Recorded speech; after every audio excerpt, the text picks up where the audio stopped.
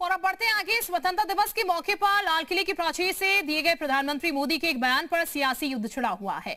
प्रधानमंत्री ने देश के सामने दिमागी नक्सल यानी कि माओवादी सोच के खतरे को लेकर आगाह किया था। महज 48 घंटों के भीतर इस बयान पर ऐसे सियासी बवाल मचा कि सत्ता पक्ष विपक्ष के बीच जुबानी तीर चलने शुरू हो गए। पूर्व गृह मंत्री पी चिदम्बरम ने खुद को दिमागी नक्सल बताया तो बीजेपी ने पूर्व पीएम मनमोहन सिंह का साल 2006 का बयान याद दिला दिया। क्या है पूरा मामला, पूरा विवाद, इस रिपोर्ट में देखिए।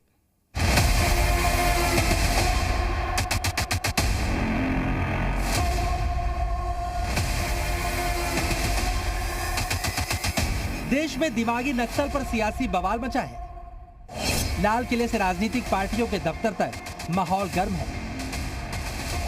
बीजेपी ने कांग्रेस को पूर्व पीएम मनमोहन सिंह का बयान याद दिलाया।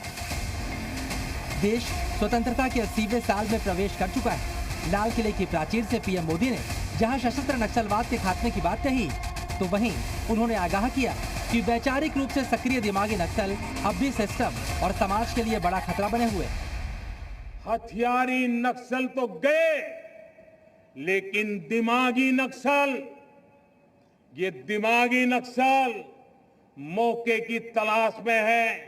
प्रधानमंत्री के इस बयान पर सबसे तीखा पलटवार आया पूर्व गृह मंत्री और कांग्रेस के वरिष्ठ नेता पी चिदम्बरम की तरफ से। चिदम्बरम ने सोशल मीडिया पर लिखा, I am proud to be a दिमागी नक्सल। चिदम्बरम की इस पोस्ट ने आग में घी डालने का काम किया।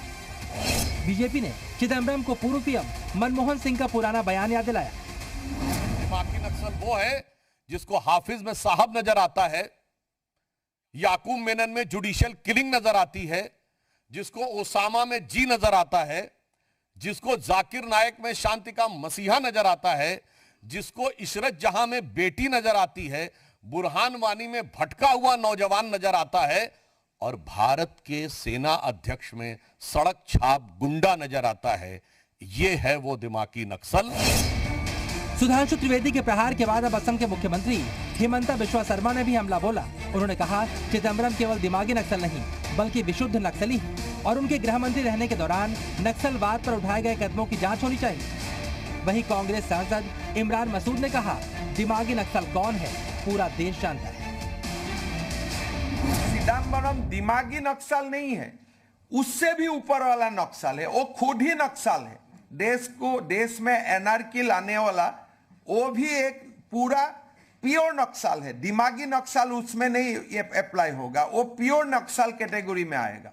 जो प्रधानमंत्री ने जिस कॉन्टेक्स्ट में बात की है उसके अंदर अगर देखें तो प्रधानमंत्री को अपने इर्द गिर्द ये दिखाई देंगे सब लोग, क्योंकि सारे परजीवी वहीं मिलेंगे जो हिंसा की बात करेंगे, जो नफरत की बात करेंगे, जो बांटने की बात करेंगे, जो काटने की बात करेंगे, वो सब परजीवी तो वही हैं। लेकिन ये विवाद यहीं पर थमता नहीं दिख रहा। आम आदमी पार्टी के संयोजक अरविंद केजरीवाल ने भी खुद को दिमागी नक्सल बताया है। जो इस देश में प्रश्न उठाने की हिम्मत करता है, प्रधानमंत्री जी के हिसाब से वो दिमागी नक्सली है।